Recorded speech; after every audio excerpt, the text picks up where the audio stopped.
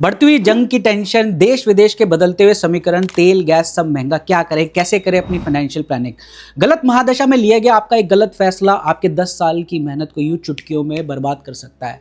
26 और 27 हम सबके लिए सिर्फ कैलेंडर के साल नहीं है, ये आपके पैसे, आपके लोन्स, आपके इन्वेस्टमेंट और आपके बिजनेस के टर्निंग पॉइंट ईयर्स हैं। तो आज की वीडियो में मैं आपको बताऊंगा 2026-27 के 3 ऐसे क्रिटिकल फेजेस जिसमें आपको कब इन्वेस्टमेंट बढ़ाना है, कब लोन लेने से बचना है और कब सिर्फ कैश बचाकर सेफ रहना है, और सब कुछ प्योर एस्ट्रोलॉजी के लॉजिक के साथ, लेकिन प्रैक्टिकल मॉडर्न लैंग्वेज में। अगर आप जेन्युइनली इस अनसर्टेनिटी के माहौल में अपने पैसे को प्लान करके चलना चाहते हैं, ना कि सिर्फ भगवान भरोसे, तो यह वीडियो एंड तक जरूर देखिए और इसे शेयर और लाइक करना जरूर करें। चैनल पर नए हैं तो सब्सक्राइब करना बिल्कुल ना भूलें। नमस्कार दोस्तों, मैं हूं doctor Vishal Arora, international wealth astrologer, scientist background से आया हूं, लेकिन पिछले कई सालों से मैं सिर्फ एक चीज पर काम कर रहा हूं, कैसे एस्ट्रोलॉजी और तंत्र के रेयर फ्यूजन को यूज करके आपकी फाइनेंशियल लाइफ को स्ट्रक्चर्ड वेल्थ मैनेजमेंट में कन्वर्ट किया जा सकता है। इस पे काम किया है। तो आज का टॉपिक है 2026-27 वेल्थ मैनेजमेंट गाइड, यानी अगले 18 से 24 महीनों में आपको पैसे के मामले में कौन से डिसीजन फास्ट लेने हैं, कौन से डिले करने हैं, कौन से बिल्कुल अवॉइड करने हैं, ये सब बात करेंगे। ध्यान रखिए, ये एक जनरल कलेक्टिव गाइडेंस है। आपकी पर्सनल कुंडली के बिना 100% एग्जैक्ट प्रेडिक्शन या उसके हालात का जायजा लेना पॉसिबल नहीं है, लेकिन जो मैं विंडोज बताऊंगा इनमें दुनिया भर में, स्पेशली इंडिया में, फाइनेंशियल एनर्जी काफी सिमिलर तरीके से बिहेव करेगी, तो नोट जरूर कीजिएगा। सबसे पहले थोड़ा सा मैक्रो पिक्चर को समझते हैं सिंपल लैंग्वेज में। 2026-27 में जो मेजर रोल प्ले करेंगे वो है जुपिटर के ट्रांजिट, जो आपके एक्सपेंशन, अपॉर्चुनिटीज और ग्रोथ को कंट्रोल करते हैं।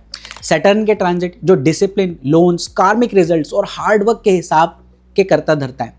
राहु केतु के एक्सिस, जो सडन गेन्स, लॉसेस, स्पेकुलेशन और अनएक्सपेक्टेड इवेंट्स लेकर आते हैं। इन तीनों के कॉम्बिनेशन से कुछ महीने ऐसे बनेंगे जो वेल्थ बिल्डिंग के विंडो होंगे, और कुछ डेब्ट क्लियरेंस के विंडो, और कुछ होंगे हाई कॉशन पीरियड। तो अब मैं आपको इन्हीं 3 फेजेस में थोड़ा तोड़कर समझाता हूं कि कैसे करना है, ताकि आप खुद अपनी बेसिक प्लानिंग को बना सकते हैं। तो वीडियो को जरूर देखिएगा। तो सबसे पहला फेस है वेल्थ बिल्डिंग विंडो। मान लीजिए अर्ली टू मिड 2026, यानी अब से लेकर जुलाई 2026 या अगस्त 2026 तक।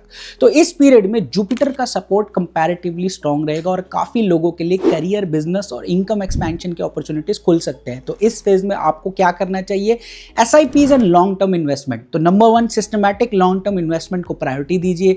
अगर आप ऑलरेडी म्यूचुअल फंड SIP कर रहे हैं तो इस फेज में आप अपनी SIP की थोड़ी सी अमाउंट को बढ़ा सकते हैं, अगर आप बढ़ा सके। या अगर आप बिल्कुल नए हैं तो यही फेस हो सकता है कि जहां से आप डिसिप्लिन इन्वेस्टिंग को स्टार्ट करने की जर्नी कर सकते हैं। अब ऐसा क्यों? क्योंकि जब जुपिटर सपोर्टिव होता है तो आपकी आर्थिक वृद्धि यानी वेल्थ का एक्सपेंशन होता है, नेचुरली ज्यादा स्मूथ हो जाता है, क्योंकि जुपिटर एक्सपेंशन और वेल्थ बढ़ाने के कारक है। ऐसी एनर्जी को हम वैदिक लैंग्वेज में धन योग को एक्टिवेट करना कहते हैं। सेकेंड चीज है स्किल और बिजनेस एक्सपेंशन। नंबर 2, अपने स्किल और बिजनेस एक्सपेंशन पे पैसा लगाइए। यह सिर्फ स्टॉक मार्केट का वीडियो नहीं है, वेल्थ मैनेजमेंट का सबसे इंपॉर्टेंट हिस्सा है आपकी अर्निंग कैपेसिटी को बढ़ाना। तो इस फेज में आपको नई सर्टिफिकेशन कोर्स या ट्रेनिंग को जरूर करना चाहिए। वैसे भी AI का जमाना आ रहा है, अपने आप को अपग्रेड करना बहुत जरूरी है जॉब में बने रहने के लिए। बिजनेस में technology upgrade, new product line या मार्केटिंग पे रीजनेबल इन्वेस्टमेंट किया जा सकता है। जुपिटर का सपोर्ट यहां आपको रिटर्न और नॉलेज के फॉर्म में मिल सकता है। तो अवॉइड क्या करना है? इसका मतलब ये नहीं है कि आप अंधाधुंध रिस्क लेना है इस फेज में। ओवर कॉन्फिडेंस में speculation, futures and option type gambling, या सिर्फ दोस्त रिलेटिव की बात सुनकर बड़ा अमाउंट लगा देना कहीं पर भी, ये सब नहीं करना है। इन सब चीजों को अवॉइड कीजिए। जुपिटर जब स्ट्रांग होता है तो ईगो भी थोड़ा बड़ा हो जाता है, तो मैं तो हमेशा सही हूं वाली ये फीलिंग आने लगती है। तो यहीं से लोग गलत स्टॉक, गलत क्रिप्टो, गलत स्कीम में फंस जाते हैं और अपने पैसे को लॉस कर देते हैं। अब बात करते हैं फेज 2 की। ये है डेब्ट क्लियरेंस और कंसोलिडेशन का फेज। लेट 2026 यानी अक्टूबर नवंबर टू अर्ली 2027, इस फेज में सैटर्न का इन्फ्लुएंस ज्यादा स्ट्रांग हो सकता है और कई लोगों के लिए यह हिसाब किताब का समय बनेगा। यहां एक इंपॉर्टेंट चीज समझिए, सैटर्न सजा भी देते हैं, लेकिन अगर आप डिसिप्लिन हैं, जो कि सैटर्न की सबसे स्ट्रांग चीज है, लॉन्ग टर्म स्टेबिलिटी भी वही देते हैं। लोन्स एंड EMIs का क्लीन अप मोड में इस फेज में जाइए। इस फेज में आपको फोकस होना चाहिए डेप्ट मैनेजमेंट। जिनके पास multiple personal loan, credit card का आउटस्टैंडिंग या रैंडम EMI चल रही है, उन सबको कंसोलिडेट करके क्लियर रिपेमेंट प्लान बनाइए। हाई इंटरेस्ट वाले लोन जैसे क्रेडिट कार्ड को पहले टारगेट कीजिए खत्म करने के लिए। सैटर्न का सही यूज यहां ये है कि आप अपनी जिम्मेदारी को एक्सेप्ट करो। अगर आपने गलती की है, हाँ मैंने गलती की है, मैंने गलत लोन लिया है, अब मैं उसे सिस्टमैटिक खत्म करूंगा, ये वाली मैनिफेस्टेशन और ये वाली फीलिंग लानी है। न्यू लोन्स के डिसीजन के बारे में बात करें तो इस फेज में एक बड़ी गलती जो लोग करते हैं, प्रेशर में आकर नया लोन ले लेना।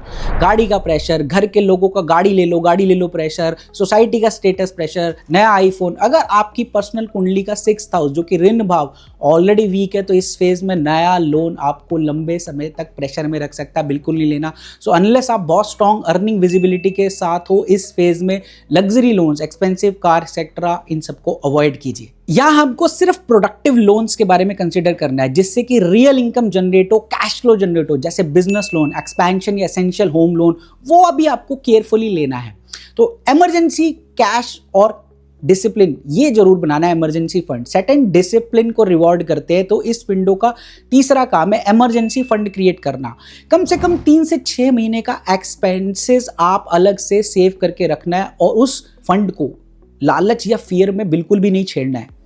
एनर्जेटिकली देखें तो ये फंड आपके लिए शनि का कवच बन जाता है, छोटे मोटे शॉक्स को ये एब्जॉर्ब करता है और आपको बार बार लोन ना पड़े, इसके लिए ये बहुत इंपॉर्टेंट है। अब बात करते हैं रेमेडीज एंड अलाइनमेंट। अगर आप अभी से ही फील कर रहे हैं कि लोन्स का बर्डन बहुत हैवी है और सैटर्न आपको कॉन्स्टेंटली प्रेशर दे रहे हैं, तो यहाँ सैटर्न को बैलेंस करने के लिए डिसिप्लिन और छोटी मोटी सिंपल रेमेडीज और कुछ केसेस में स्पेसिफिक जेमस्टोन गाइडेंस रत्नगर विद्या से भी काफ़ी हेल्प ज़्यादा करते हैं। तो वीडियो के एंड में मैं बताऊंगा कि कैसे आप पर्सनलाइज गाइडेंस ले सकते हैं, लेकिन पहले फेज 3 देख लीजिए, क्योंकि सबसे ज़्यादा गलती वही लोग करते हैं। तो फेज 3 पहले सुन लीजिए और समझ लीजिए।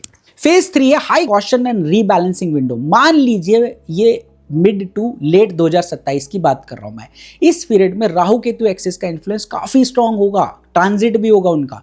मार्केट या एसेट में सडन मूवमेंट्स होगी, job, business, unexpected changes, relationship, money conflict, ये सब चीजें ज्यादा एक्टिव हो सकती है इस टाइम फ्रेम में। यहाँ सबसे बड़ा रूल है ओवर रिएक्शन मत कीजिए, don't panic sell, don't greed buy. इस फेज में जस्ट आप लोग एक्सट्रीम पे चले जाते हैं, तो पैनिक मोड में आकर सब कुछ बेच बाच देते हैं, लॉसेस उठाते हैं, ये सब नहीं करना। अगर एस्ट्रोलॉजी की लैंग्वेज में बोले तो राहु आपको एग्जैजरेशन की तरफ ले जाता है, ये राहु का फेस है। तो या तो ओवर फियर हो जाता है या ओवर ग्रीड हो जाता है, तो दोनों ही खराब है। तो इसलिए अगर आपका लॉन्ग टर्म पोर्टफोलियो है, सिर्फ इन्वेस्टमेंट, चाइल्ड एजुकेशन, तो सिर्फ शॉर्ट टर्म न्यूज़ देखकर पूरा डायरेक्शन अपना चेंज मत कीजिए। इस फेज में पोर्टफोलियो को रीबैलेंस कीजिए, जैसे इक्विटी थोड़ा कम, डेप्थ थोड़ा ज़्यादा, लेकिन पैनिक सेलिंग बिल्कुल नहीं करनी है। बहुत ध्यान से सोच समझ के डिसीजन लेना ओवरऑल।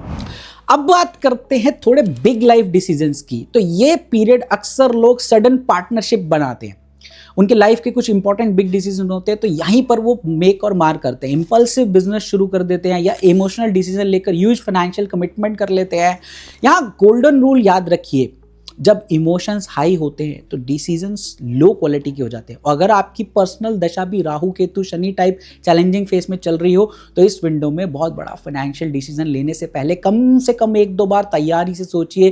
किसी एक्सपर्ट की सलाह लेनी पड़े तो जरूर लीजिए, चाहे वो किसी भी एरिया के एक्सपर्ट हो, फाइनेंशियल हो, एस्ट्रोलॉजिकल हो, सलाह जरूर लीजिए। इस फेज में अगली चीज है spiritual and Karma balance. Phase 3 का सबसे पावरफुल यूज क्या है? यहाँ आप अपने मनी कर्मा को रीसेट कर सकते हैं इस फेज में, जेन्युइन चैरिटी करके। कार्मिक डेट्स क्लियर करना, जो पैसे उधार लिए उन्हें आप वापस कीजिए, या पास्ट में किसी के साथ फाइनेंशियल इनजस्टिस हुआ हो तो उसको हील करना, ये सब काफी स्ट्रॉन्ग इफेक्ट दे सकते हैं। और सैटर्न इन सब चीजों को बहुत रिवॉर्ड करते हैं।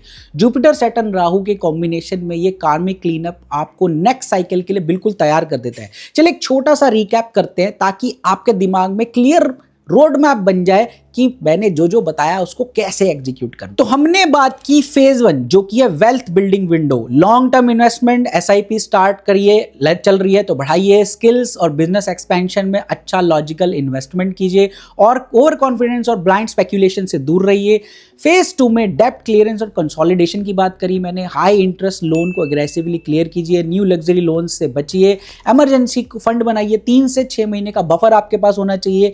फेज 3 में मैंने आपको बताया high cautions and rebalancing, panic selling, greed buying avoid कीजिए, बैड फाइनेंशियल कमिटमेंट्स केयरफुली लीजिए, कर्मा एंड चैरिटी से मनी एनर्जी को क्लीन कीजिए। दोस्तों ये सारी गाइडेंस जनरल प्लैनेटरी एनवायरनमेंट पर बेस्ड है। आपकी पर्सनल कुंडली के हिसाब से किसी के लिए फेज 1 गोल्डन हो सकता है तो किसी के लिए फेज 2। तो कमेंट में मुझे ये लिखकर जरूर बताएं कि आपका 2026-27 का सबसे बड़ा फाइनेंशियल गोल क्या है। घर खरीदना, लोन खत्म करना, बिजनेस स्टार्ट करना या रिटायरमेंट प्लानिंग। मैं आपके कमेंट्स जरूर पढ़ता हूं और इन्हीं गोल्स के बेसिस पे मैं एक detailed question and answer video भी बनाऊंगा। और अगर आप कोई सजेशन या कोई और टॉपिक पे मुझसे बात करना चाहते हैं तो वो भी कमेंट में लिखिए, मैं उसको भी पढ़कर देख के वीडियो जरूर बनाने की कोशिश करूंगा। अगर आप चाहते हैं कि मैं स्पेसिफिकली आपकी कुंडली देखकर बताऊं कि कौन से महीने आपके लिए इन्वेस्टमेंट के लिए आइडल हैं, कौन सा पीरियड डेब्ट से बाहर निकलने के लिए बेस्ट सपोर्ट करता है, या कौन सा रत्ना या जेमस्टोन आपके वेल्थ योग को एक्टिवेट कर सकता है रत्नगर विद्या से, तो ये डिस्क्रिप्शन में लिंक दिया गया है। यहां पर जाकर आप अपनी पर्सनल वेल्थ कंसल्टेशन जरूर बुक कर सकते हो। अगर आपको ये वीडियो वैल्यूएबल लगे तो इसे उन लोगों के साथ जरूर शेयर कीजिए जो आजकल फाइनेंशियल कंफ्यूजन में फंसे हुए हैं। हो सकता है उनके लिए ये टर्निंग पॉइंट या गाइडेंस हो। मिलते हैं अगले वीडियो में, तब तक के लिए नमस्कार।